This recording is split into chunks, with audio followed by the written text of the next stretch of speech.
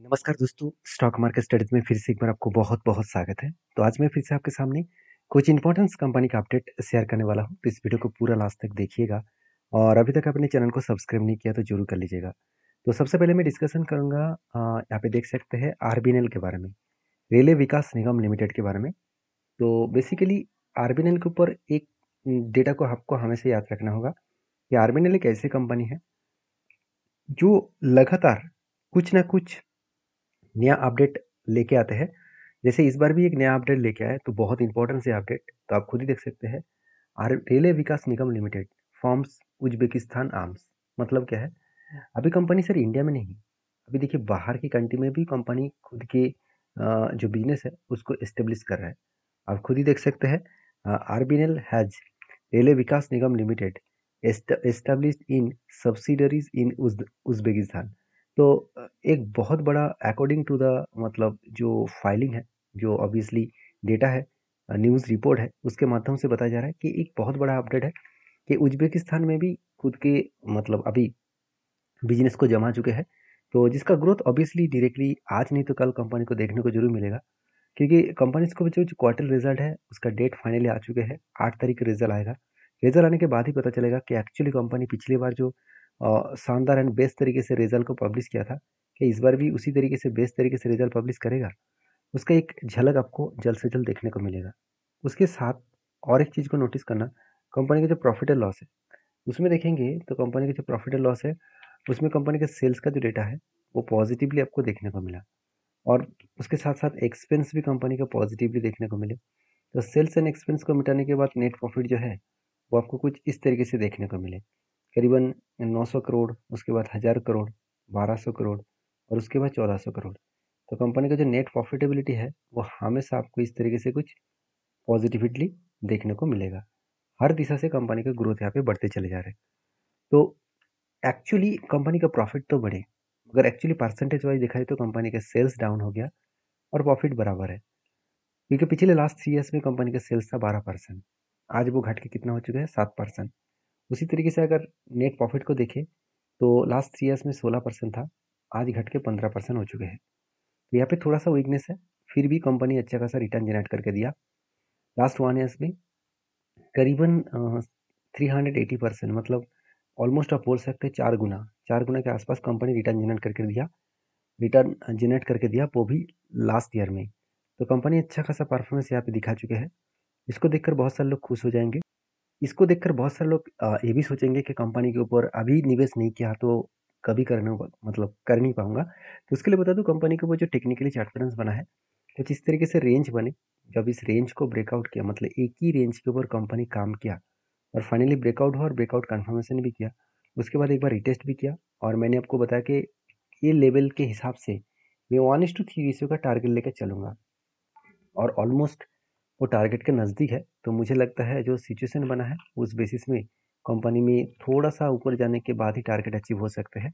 अगर टारगेट हुआ तो पूरा का पूरा 100% टारगेट यहाँ पे मुझे मिलेगा। तो एक बेस्ट बेस्ट मतलब एंटी यहाँ पे मिल चुके थे, और एक ऑब्वियसली एक बड़ा स्टॉप लॉस लेकर मैं काम कर रहा था। स्टॉप लॉस था अराउंड अराउंड आप बोल सकते हैं 35% के आसपास।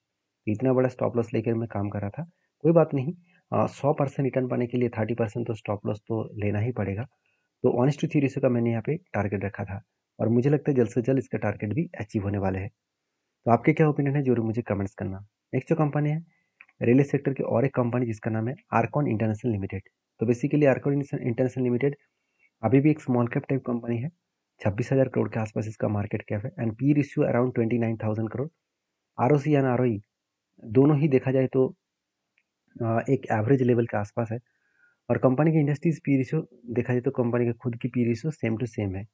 तो पहले क्या पी रेशियो था वो देखना बहुत जरूरी है। देखिए पहले बहुत कम था, 14%, 5% के आसपास गया था। आज कंपनी का पी रेशियो बहुत हाई है। मैं हाई इसीलिए बोल रहा हूँ क्योंकि इसका एवरेज पी रेशियो निकल कर है लास्ट 5 ईयर्स में 9%, और करेंटली कंपनी का पी रेशियो चल रहा है 30 के आसपास। मतलब कंपनी यहाँ से 3 गुना ज़्यादा ऊपर कंपनी का वैल्यूएशन चल रहा है। तो इस वैल्यूएशन के कारण शायद मुझे लगता है दो तरीके से सिनेरियो बनेगा। आइदर शेयर में एक ही रेंज के ऊपर बहुत दिन टाइम वेट करेगा, नहीं तो शेयर में करेक्शन भी हो सकते हैं। अभी क्या होगा ना होगा वो तो आपको बाद में पता चलेगा। फिलहाल के लिए जो सिचुएशन है उस सिचुएशन के बेसिस में बात करूँ, कंपनी के ऊपर एक लंबा जर्नी होने का चांसेस है और इस जर्नी के बेसिस में कंपनी के ऊपर अपकमिंग टाइम्स में अच्छा खासा यहाँ पे ग्रोथ देखने को मिल सकता है। बाकी क्वार्टरली जब रिजल्ट के बारे में बात करूँ तो आप देखेंगे तो क्वार्टरली जो सेल्स का ग्रोथ है वो स्ट्रांगली यहाँ पे सेल्स का ग्रोथ हो रहा है। 2400 से लेकर 2900, 3700 एंड 3740। तो इस बार कंपनी का सेल्स थोड़ा सा कम हो गया, मतलब मार्च क्वार्टर में, और एक्सपेंस को मिटाने के बाद नेट प्रॉफिट भी थोड़ा सा कम हो गया। और यही प्रेशर कंपनी को एक झटका मिला, क्योंकि आप खुद ही देख सकते हैं कंपनी का सेल्स में डाउन है 32% से डायरेक्ट 19%, और उसी तरीके से प्रॉफिट को 34% से 22%। मतलब यहाँ पे एक कंपनी का प्रेशराइज बना। फिर भी देखिए लोगों के मन में यही चिंता हो रहे थे कि शायद अ, अगर मैं निवेश कर लेता तो मुझे 200% का रिटर्न मिल जाता। देखिए परसेंटेज को मत देखिए, परसेंटेज आपको कुछ भी मिले, आपको हमेशा कंपनी के डेटा को देखना होगा। क्या सही में कंपनी में अभी फिलहाल के लिए ग्रोथ होने का चांसेस है, या फिलहाल के भी रोकने वाले हैं। तो सिचुएशन वाइज बात करूँ तो इस कंपनी के बारे में, तो आप देखेंगे तो पैटर्न जो बना था, पहले कप बना, उसके बाद एक हैंडल पैटर्न क्रिएट हुआ, कप विद हैंडल पैटर्न बनने के बाद फाइनली ब्रेकआउट भी हुआ, ऊपर भी जाने का कोशिश किए। तो उससे पहले कंपनी की एक रेंज ट्रेड भी बना, यहाँ पे बाइंग का रेंज बने, यहाँ पे एंट्री बने और टारगेट भी अचीव कर दिया। तो देखिए दो तरीके से यहाँ पे एंट्री बना था, पहले एक रेंज के बेसिस में, उससे पहले एक कप विद हैंडल पैटर्न के बेसिस में। तो कप विद हैंडल पैटर्न बनने के बाद ब्रेकआउट कंफर्मेशन हुआ, रिटेस्ट किया। जैसे कंपनी अगर बाउंस बैक करके ऊपर गए तो 36-7% के आसपास टारगेट मिलने का चांसेस है। अभी मुझे लगता है इतना आसानी से तो वो टारगेट नहीं देंगे, क्योंकि इसका रिजल्ट का डेट भी अनाउंसमेंट हो चुके हैं। 28 अगस्त में कंपनी का रिजल्ट आएगा, तो अभी बहुत टाइम बाकी है। तो मुझे लगता है इस टाइम पीरियड के बाद ही कंपनी के रिजल्ट आने का चांसेस रहेगा। तो बाकी आपके क्या ओपिनियन है इस कंपनी के ऊपर, जरूर मुझे कमेंट्स करके बता सकते हैं। नेक्स्ट जो कंपनी उसका नाम है राइट्स लिमिटेड, और एक रेलवे गवर्नमेंट कंपनी है। देखिए राइट्स बेसिकली जो काम करते हैं उस हिसाब से कंपनी की जो रेवेन्यू आ रहा है वो कहाँ से ज़्यादा आ रहा है, आप देखेंगे तो जो कंसल्टेंसी सर्विसेज है उसके ऊपर राइट्स ने कितना 52% काम कर रहा है। साथ ही साथ जो मतलब टर्ंकी कंसल्टिंग सॉरी कंस्ट्रक्शन जो प्रोजेक्ट है, तो जो मतलब डोमेस्टिकली जो प्रोजेक्ट है उसके ऊपर कंपनी 40% काम कर रहा है। साथ ही साथ कंपनी लीजिंग के ऊपर 6% काम कर रहा है। इंडिया में कंपनी काम कर रहा है 92%, और एब्रॉड मतलब इंडिया के बाहर कंट्रीज में 7% के आसपास कंपनी बिजनेस कर रहा है। तो बिजनेस किस तरीके से हो रहा है उसका झलक आपको यहाँ पे देखने को मिल जाएगा। आरओसी एंड आरओई दोनों ही आपको बेस्ट दिखने को मिलेगा। उसी तरीके से आपको नेट प्रॉफिट का परसेंटेज आपको हमेशा एक पॉजिटिव दिखेगा। हाँ, पिछले लास्ट 3 ईयर्स में 20% था, आज भी 20% है, मतलब कंपनी ठीक ठाक ही परफॉर्मेंस कर रहा है। उसी तरीके से अगर कंपनी के डेप्थ के बारे में बताया जाए तो कंपनी का डेप्थ एकदम जीरो है। तो ये सारे पॉइंट्स कंपनी को आगे बढ़ाने के लिए काफ़ी है। और एक चीज़ मैं आपको यहाँ पे शेयर करने वाला हूँ, अगर मैं सेक्टर वाइज कंपनी के परफॉर्मेंस देखूँ तो कंपनी इंफ्रास्ट्रक्चर डेवलपमेंट सेगमेंट के ऊपर खुद के नाम लिखा चुके हैं। तो कंपनी की जो ग्रोथ है, आप देखेंगे इस सेक्टर में सारे कंपनीज पॉजिटिव है, सिर्फ राइट्स कंपनी क्या है, नेगेटिव। सेल्स ग्रोथ में नेगेटिव, प्रॉफिट ग्रोथ में नेगेटिव। क्यों? क्योंकि लास्ट कुछ 3 ईयर्स में जिस तरीके से कंपनी का धीरे धीरे करके ग्रोथ हो रहा था, वो ग्रोथ यहाँ पे रुक चुके हैं। तो जो लोग सोच रहे हैं कि कंपनी के ऊपर बाकी कंपनीज के ऊपर 100, 200, 400% का रिटर्न मिल रहा है, इस कंपनी के ऊपर सिर्फ 50% क्यों, यही मेनली वजह था, यही मेनली रीज़न है। तो टेक्निकली जो चार्ट पैटर्न है उसके बारे में बात करो, देखिए कंपनी के ऊपर एक रेंज ट्रेड तो बना था, कंटिन्यूसली एक बाइंग का रेंज बने 3 बाइंग कैंडल के हिसाब से। तो कंपनी किस नीचे लेवल को टच करना चाहिए था, अगर यहाँ पे टच करने से पहले ही बाउंस बैक कर दिया तो मैंने एंट्री नहीं लिया। तो मैं इंतजार कर रहा हूँ कोई पैटर्न्स बनने का, एक शोल्डर, एक बिग हेड, उसके बाद एक शोल्डर बने तो मैं एक जरूर पॉजिटिव एंट्री लेने के लिए सोचूंगा।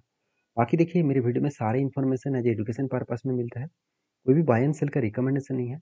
अगर काम करना है तो चीज़ों को समझ कर सीख कर काम करना पड़ेगा।